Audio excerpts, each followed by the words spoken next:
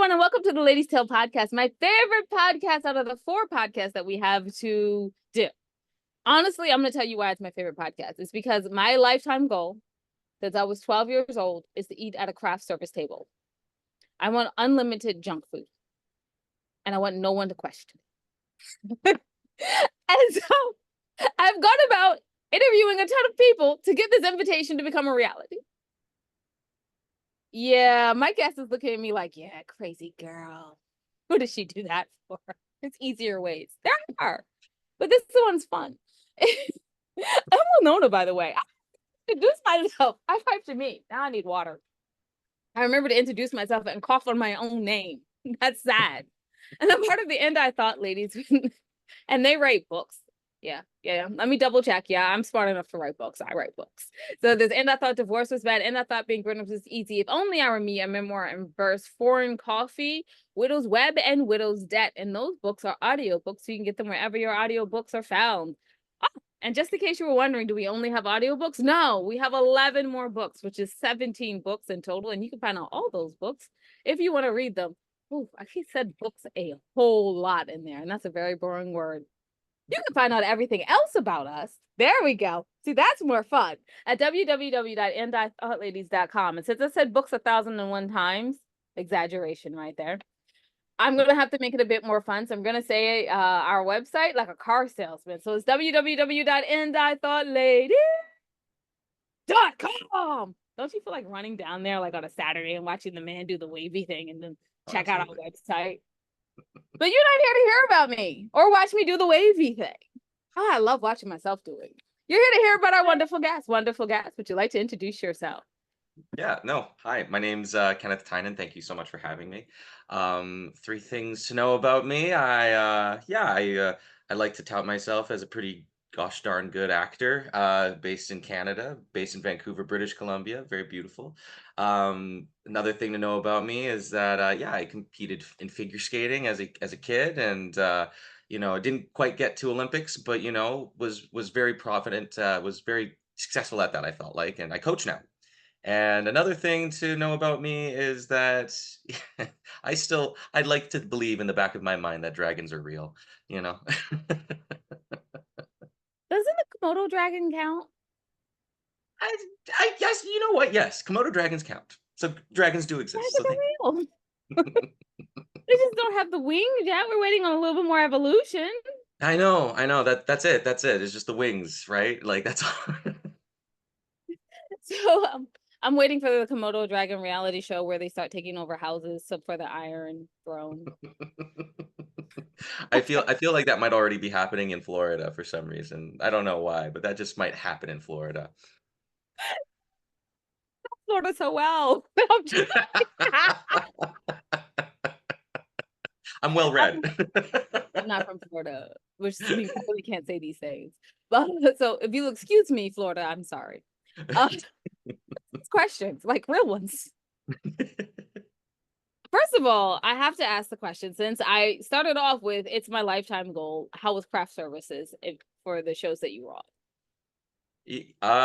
For a lot of the shows I've worked on, craft services has been amazing. I personally, I think one of my favorite craft services was actually the one that I actually worked on in England. So I did do a TV show in England called Zero Chill, and literally, it's like It was British craft services, so the British food was so good, and also like hot tea, like you just get it all. And then I also did more recently a day on, or I did 2 days on, more recently Tron, and that was such a joy, and it was also just a lot of fun, and also the food was great. The food was great. Like that's the other thing. Did you say Tron Yes, as in Tron? yes. There's a I can't say Tron. much more than that, I think, but yes. Oh, I'm under an okay. NDA. Sorry, I shouldn't have Yeah. I was about to say, I don't think you can tell us much more. But thank you. No. Yeah, you're welcome. Yeah. Yes, because I desperately wanted that. That I want. There are so many other things that streaming services put out that I don't want, but that I wanted. Thank you. It's very. So real questions now that we've covered my my dream world question. What got you into acting out of all the things from figure skating to acting? Yeah, actually, figure skating got me into acting. Was it the So costumes?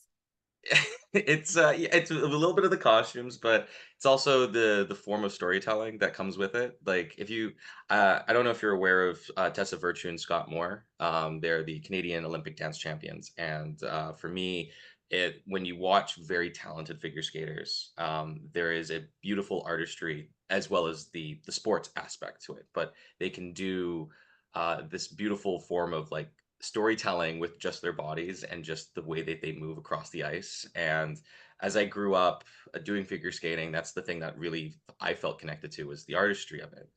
And then eventually I kind of was like, I really like doing stage and I really love doing film and TV. So let's just do that as a career. And I can tell you, it's been hard. It's not an easy choice. I understand the saying now when an actor says, if you can choose any career, choose anything else. But but Oh, the right. also They said the same thing for a writer. I do a little bit of writing now too, funny enough, just not in the novel ass. But no, it's like but also at the same time, I never want to dissuade people from pursuing their dreams. And so I would, if I was in that position now, I wouldn't say it's the hardest career, don't choose it if by anything else. I just said, make an educated decision. If this is the thing you want, go for it. If it's something that you're kind of on the back seat about, you know, try it out. If it doesn't work out, don't beat yourself up about it. It's a train that keeps going, but it's also a train that is also very forgiving at times. You can hop on whenever you want. And I think a lot of people don't recognize that. I think they think it's a zero-sum game where it's like, I'm either going to be famous or I'm not going to be working at all. And I think it's just be forgiving for yourself and allow yourself just that ability just to pursue what you want, you know? But I feel like you were trained for this idea of doing something like really hard, but in the arts. Because I mean, honestly, in my head, just in Hmm. my head, figure skating is gymnastics on razor thin blades. You're not wrong. I did get cut in my on my finger. There's very much razor. I think it does come down to what is it? What's the word I'm looking for? It does come down to discipline. You have to be very disciplined. You have to be willing to put yourself into positions or places that make you feel uncomfortable. I think as a writer, I think you can also like empathize with that because you might write about very deep topics that a lot of people might not want to broach, but that's what makes your art is something that is so wonderful. Like when we watch or read or experience something auditorily, and it's like goes into a place that we don't normally want to go. Like I watched Inside Out 2, and Inside Out 2 was exactly that. It went into a place I'm just like, oh God, I'm having emotions. I'm gonna cry. But that's what we want. Like that's reason why we love art. That's why that's why we experience, that's why we put money into it so we can have those experiences. And which is why unfortunately some larger corporations, when they start pumping out things that don't have very good writing to it, that's why we get mad as an audience, because the corporation doesn't care about the story. They just care about putting seats down. I mean, because the formula is just that. If we wanted a formula, we would have, became mathematicians. That's exactly. Not in art telling stories. So I heard a long time ago that Vancouver is the Hollywood of Canada. Now I'm a huge fan of the city of Vancouver. I don't know why, but like out of all the cities I've gone to in Canada, I like Hmm. that. Is it true that this is where you find the places? I know that Hollywood started shooting there a lot more because it was cheaper, but where you So find the yeah, work? I think it is a very a very good way of describing Vancouver. But I also think Vancouver, and it's never plays itself. Like Vancouver is, and it's only been more recently that we're seeing maybe some projects that come into Vancouver that play themselves. But unlike Hollywood, Hollywood makes the thing, right? Hollywood is the generator, and Vancouver ends up being the place to shoot it. So, in my opinion, we're not necessarily Hollywood because we don't make our content. We tend to facilitate the content. So I think we're just a destination. It's like the Hollywood sign. It's not Hollywood, but it's the sign. Hey y'all. Side note, because I'm the narcissist, I'm gonna tell a story about me. But do you know how long it took for me to see the Hollywood sign? How We've long? been around for years now, and it took me 5 years to finally see the sign. And I go to Hollywood 3 to 4 times a year. Oh my God. And so one time I was taking a meeting, and the guy goes, "You know what? Let me show you the sign from the roof of my office." And I was like, finally, 5 years later. Unfortunately, at the bottom there was like the stars, and I was like,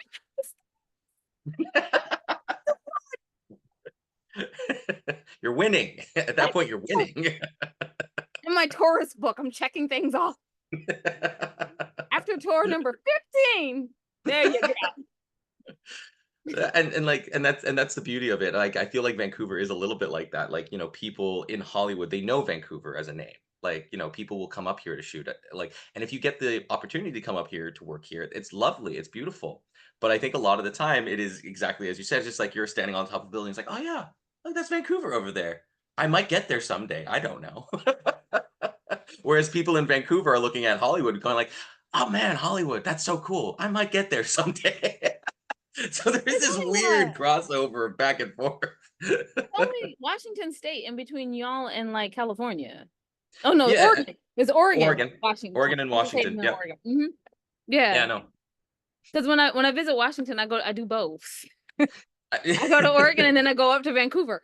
I mean, and here's the thing, you're not getting much difference. I mean, it's all temperate rainforest, it's all pines and firs and, beautiful trees and then rain, 'cause Oh, like never mind. I'm not going to talk about how I like why I like Vancouver.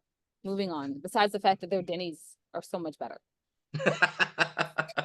quality control. Yes, I sat down to eat and I was like, y'all, I feel like we might need free healthcare so people will step up the menu. Like, I like this is the only reason that I came to. I was like, this is so much better food, and I was like, I think it's because they don't want people getting sick, and then they have to pay the bill. I think I'm that's what it is. I think that's a very good assumption. So check out the Denny's. Check out the Denny's, please. Yes, like an advertisement for that. That's great. Um, so moving on. Um, when you get when you get a script and you look at a role, what is it that makes you go, oh my God, I want to play this role? Like this is definitely one that I'm gonna audition for and I'm gonna like put like 300% in.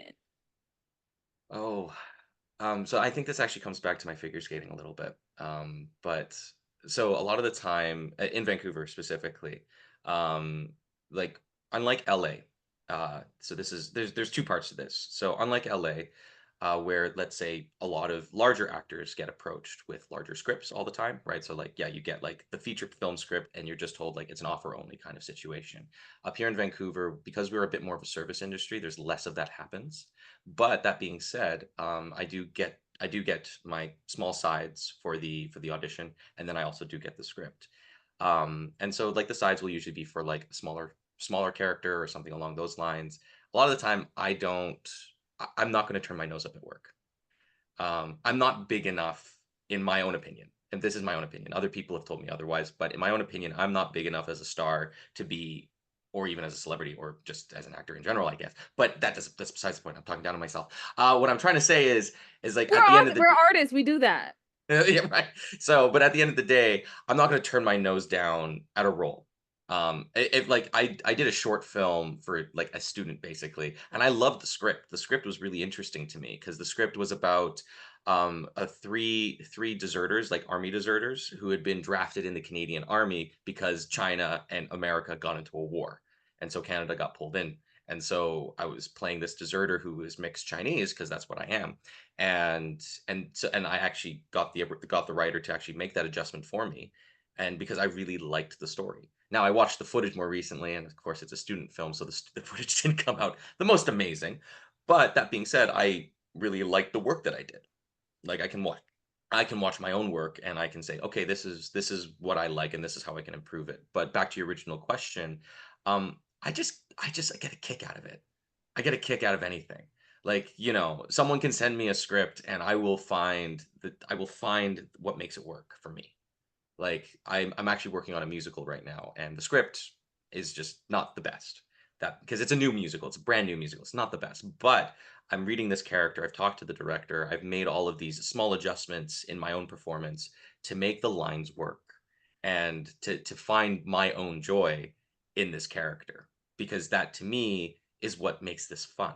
And it's the same thing with figure skating. It's like it's that diligence, it's that ability to sit down or work on a program where you're doing like 3 to 4 different, like, 3 turns, brackets, swing rolls, all of these, like, interconnecting steps, all that lead into a jump, and it's all these small steps that just, like, create something beautiful. And at the end of the day, that's my work, and my work is to look at your script, decide decide, "Do I really wanna take this on? Do I have the time?" That's the other question, because, I think like many artists, in, in our industry, we're all doing 5 to 10 different jobs. So, do I have the time, first of all, to emotionally give you what I need? So like I was reached out to by an actual, like we have Vancouver Film School up here, and they reached out to me specifically to audition for something. And that felt very honorable. I was like, oh, that's beautiful. Like, thank you for seeing my talent but like just asking me as opposed to me submitting. Because we're always submitting. That's something that I do on a consistent basis. And I do have an agent. That's the thing. I have an agent. I work with my agent, but also at the same time, there's like they're not going to be looking at student films or small indie projects. I don't really do student films anymore, but there's these small indie projects that I'll do because I really love like the stories that get told up here for indie projects are very very good. We have a very big short film industry here in Vancouver. And I think it's because we have to compete with all of these people that are coming from the States who do feature films. And don't get me wrong, the feature films are great, but the short film the short form storytelling in Vancouver is very, very deep. And so there's a lot that goes on here. I just did a festival here called Run and Gun, and it's like a 48-hour film festival, and there was 108 submissions, and all 108 films got shown. Not on the same day, but they all had screenings. And there's also another festival that the same company runs called Shits and Giggles, and it's a little looser. It's a little looser. It's not like a 48-hour thing, but it's like you have like a month to make a 5-minute short film. However, you have a budget of $200, and all of your gear has to fit into a Prius. Like that is that's the bare minimum kind of thing, and it forces this creativity to kind of bolster and grow. So we have so many short films that get made here every year. It's amazing. I It's remember. great. Oh, anyway, I can't. I was about to say I remember, and then my brain was like, "No, you don't remember. You remember pieces of it, but not the whole thing." So I was like, "Let me sidestep that." No, I remembers. That I had interviewed some people who ran a festival in Vancouver for films. Mm. I was like, "Oh," and they said, and I was like, "Yeah, never mind. We're moving on because you're a professional. I dare not dip my toe into this pool. It's not what." So, what was it like shooting in another country? Was it your first time shooting there? Did you learn anything about the culture that you were able to bring to the character? So my family's Irish, and so my mom's side is Irish. So I have an Irish passport, so I can work overseas if I wanted to, which is one of the main things I feel like kind of got me over there in the first place. They didn't have to pay for my visa. Um, so yeah, but I do have family in England, so I'm very familiar with the culture there. So I was filming in a place called Sheffield. It's just north. I know where Sheffield is. I go on book tour there every year. Well, not Oh, this there year. you go. There you go. Yeah. Yeah, so Sheffield. So I was in Sheffield shooting for about 7 months, and it was great. It was a great time, and yeah, I drank myself under the table. Which is definitely doable in Sheffield. Not too far It's from the train station. There are some good bars. very good bars, very good bars. God, we don't have that here in Vancouver. We don't have good bar culture, and it's so frustrating. That's a different point. You But said I yeah, missed no, it the many times I've been. I have not really gone to a bar. It's always been yeah, the hotel bar. yeah, because Vancouver, we don't have a good nightlife scene. Huh, It's a little disappointing. It's very disappointing. super Um, big. Because I was like, all these feature films here, someone is going out partying somewhere. and no, and they do, but it's mostly house parties, or it's mostly, an exclusive event, or sometimes it's like an underground thing that you're never really gonna know about. So Vancouver has this weird nightlife where it's just like and also the dance culture here is just shit. That's the other thing. But but working in England, one of the things that's something I learned. That's something I learned is that we don't have that kind of culture here, which I was really sad about because like when I was there, I was dancing on like wooden benches, drinking cocktails out of like steins this big, and it's like, yeah, like we don't have that. But then also the work culture was lovely. Like the people that I was working with, they were very diligent. They were so professional. And I think that goes without saying even here too, like, we get very professional teams. I think the main aspect of working in England was just like, yeah, like I don't I, like they flew me out there. Like they paid for my room and board. Like, that was like that was a huge highlight for me. When I was because like I was 5 years into my career at that point, and that was like a huge deal. And yeah, like I wish more opportunities like that came my way, but they don't. And that's the unfortunate bit. That's the unfortunate bit about this industry in general.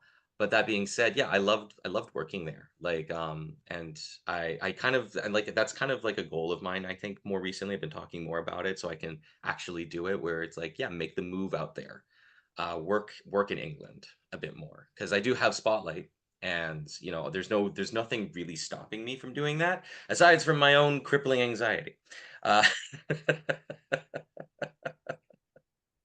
Oh, I've never been on a set in England, so I can't say mm, anything about that. I was like, oh, but apparently Crafty was good in England, so that's all I needed to know about that shoot. yeah, Crafty was great. Crafty was great. Have you ever had British chocolate?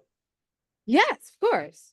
It's everywhere, right? So you're just on set, you're just eating good quality chocolate, eating good quality food. Like that's literally it. Like when you're working on a set in like another like and don't get me wrong, like I haven't had the pleasure of working on a set down in LA. But like even here, like the quality of food is decent. But like I keep hearing about quality of food down past the border. I'm like, how does anyone survive off cardboard cornflakes? I don't know. Um Now, granted, I do have friends who work on bigger shows down here, Mhm. and one of the, one person told me like craft services one time for just the ice cream. It was like they bought in like a little warehouse, and it was just like a vending machine that of like ice cream, just walls of Oh ice my cream, god, obviously. And you just walked in and pushed the button, and it was just there all day. And that's that was crazy. it. And then apparently on one show, I'm not gonna say what station, but what network, but they had all you could eat lobster on their craft service for 24 hours. I was like, sweetie, just tell me what day that is. You said every Friday. I'll be there. I am on it. I want that lobster. I'm on that lobster. I was like, I have my to go boxes ready because I'm taking them home in the 10-gallon trash bag. I'm going to embarrass you, but I'm only going to ask once. I might be why I don't get the invitation. Um, They just know, they see you coming, they see that trash bag. They're like, "There she is. There she is." she can't go.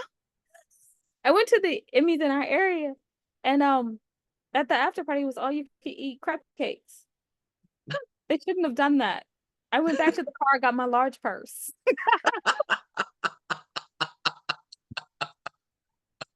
Up by the kitchen of the hotel, I was like, "Can y'all give me some gallon Ziploc bags?" I was at the after party for the film, that was, shot here that I did, the one that I signed the NDA for. I know I already said the name, but you know what, just in case someone Oh, don't from worry. yeah. We will whenever we'll send this out after it comes out. I'm joking. Sounds good. So, anyways, when I was working on Tron, like I came back for the after party, and I was just like sliders, lobster, crab cakes, just the whole like there's this massive spread, and I was just like, what the fuck, like, and this is all free, this is all free. Like no one's gonna bat an eye. Like, and then on top of that, they were serving like spicy margaritas for free too. Like they just walked up and it's like spicy margarita. I'm just like, when in Paris, I guess, Doesn't matter where it is. Spicy free? I'll take two. I'm not Free, even gonna free, that drink this that one. I four-letter just love word. I just want it. I may not even finish this one. I'm definitely finishing this. But free. I had to have them both. Just double fist it. Fuck it. Why not? Food in between. That's you see why I don't get invited.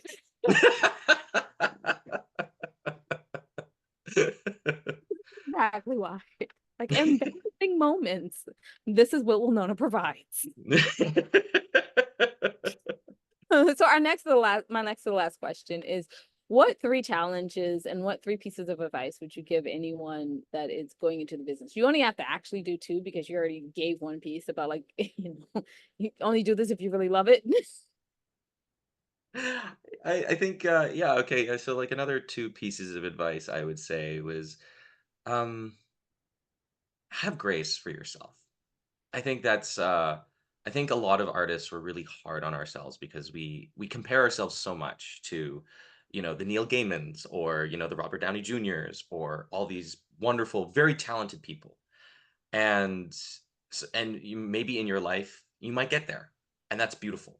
And even if you don't, guess what? You're still further along than where you were maybe 5, 10 years ago.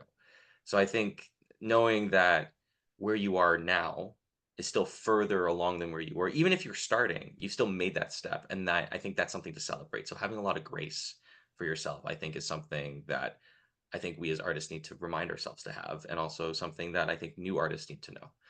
And then another piece of advice I would give for new upcoming people is make sure you watch out for cults. And I say that No one's with ever okay. No one's ever came out and said the advice, but there's been many conversations you've had in homes, and they're like, yeah. "Are you sure about cults?" And I'm like, "Are you for real?" They're like, "Yeah, no, we're for real." And I'm like, "Oh, No, and like seriously, like even here in Vancouver, like we have some acting studios that, like, don't get me wrong, the teacher is lovely, but the environment becomes very cult-like. And it's something I don't subscribe to because, for instance, in figure skating, we have a club out here, a very competitive, high-end club, and people flock to this club because of the coach. However, the coach has indoctrinated a lot of her students into thinking that she is the best for them. And when injuries come about, which they have, unfortunately, then she doesn't know how to cope with those injuries and forces them to further injure themselves. And when it comes to acting, acting is such a it's a sport, but it's also your body is your tool, your emotions are your tool. And if you are going to be putting yourself in danger, putting yourself into these places of vulnerability, and you want to do that in a safe space.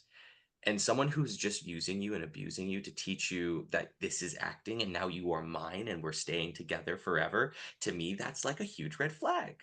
Um, I mean, there's a lot of red flags before that, but, that's the biggest one that I can think of. It's like, and they have this belief that they are the right way. Now, don't get me wrong, I don't have that answer either. I think acting is a personal journey. I think writing is a personal journey. I think a lot of the arts is a personal journey, and you choose what works for you.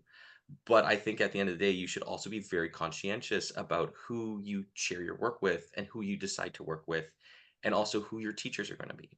And I think at the end of the day, it is your due diligence to make sure you're safe first. I really, really, really, really, really wanted to ask this question the entire time, but I told myself I got to limit myself. But now that you brought it up, I'm asking, Sure. how on earth do you find the emotional rawness to portray anything from the page onto the screen? Because it's like you are the person, you are everything. You're the embodiment of words on a page, and you've got to bring it to life by using your own past experiences or thoughts or processes. That's a lot of energy. It is a How lot of energy. how do you even trust someone to do it right? Um, I mean, portray you right. How do you trust someone? no, no, no. I get what you're saying. Like, I think it's that age-old saying of you need to just jump. You need to trust that wherever you're going to jump off of, there's going to be a place for you to land. And sometimes it's going to hurt, and sometimes it's going to be soft. But you need to trust yourself as an artist first and foremost, that wherever you decide to jump off from, that's going to be enough. Like I think there's such pressure as an actor to cry, for instance. It's just like you need to cry right at this moment. And there's a lot of training now that's kind of come out where it's like, okay, well, not everyone cries the same way, right? And also working on screen, you can have eye drops, whatever. I'm not saying that's like the easy, like that's an easy way out for sure, but I think the emotional depth of something, it comes from it comes from a wealth of experience. So for myself, I grew up being bullied. It's not a great thing. It's not something I tout. It's not like I carry that on a flag and go like, "Oh, look at me." But that causes a lot of pain, and that causes a lot of depth in my own life. And so I'm able to then draw on that a little bit and kind of go like, I know what it's like if let's say the character, right, is being pushed around, or if the character is, experiencing something that feels like mild racism or anything. Like, I might never know what it's like to be fully racialized because I'm a very white presenting Asian man. But that being said, I can empathize. And empathy is your hugest asset. If you can empathize with the person on a page, and you can empathize with someone else across the screen, then you can act, in my opinion, because what you're doing is sharing. And, when we do interviews, right, we share. And that's the beauty of it. We're sharing with each other these experiences and these things. And like, I remember when I acted as a heroin addict. And in doing that role, yeah, I'm never going to do heroin in my life. God, needles horrify me. I still get my blood drawn, but I can't look at it. But I remember doing it, and I remember researching and looking up what it means to go, like, for first of all, cold turkey. What are those experiences? And like, they get clamminess. They become hot and sweaty. They become feverish. But then there's this drive, there's this craze, because they're just like, I need it. I need this thing in me so I can feel like I can survive. And it's like, cool. I don't necessarily know what it's like to feel that drug, but all those emotions that he's talking about, right? I felt the itch to perform, that itch, that ability to be like, I want that audience to like really see me. I want that. And so like, okay, I'm going to pull on that a little bit. And then I understand what it means to be clammy, because guess what? I get nervous. Right. And so in nervous, I'm like, okay, so what do I do when I'm nervous? Right. I start moving my hands, and I'm like, right, that's that sensation there. And so then you start building those things, and then that starts building all of those things that become similar to what people would see on, like, when someone's doing drugs, or when someone is or like, I think a great example actually would be Margot Robbie when she did Tanya, I Tanya, because she's Margot Robbie's not a figure skater, but yet she did her due diligence to go skate, get trained, all of these things. She might not be able to pull off like a triple, but she can do all the movements and everything to convey it, and she lived it. And that's our job as performers, is to live just enough for audiences to see that we are who we say we are when we're on screen. That's amazing. I always say y'all have a hard job and I never want it. I appreciate you saying that, because there's so many people that go like, I can act. Okay, so like for those out there who say that, and I'm not a professional, but I'm gonna say it like I'm a professional. I am. I'm just gonna say it like I am. Literally, I believe acting is like taking on someone else's life that you don't know and just learning how to live it. Mhm. If you've never been able to, like, if you've seen someone and you've never been able to walk in their shoes, don't even, not even put yourself in their shoes, don't even think about it. That this job is not for you.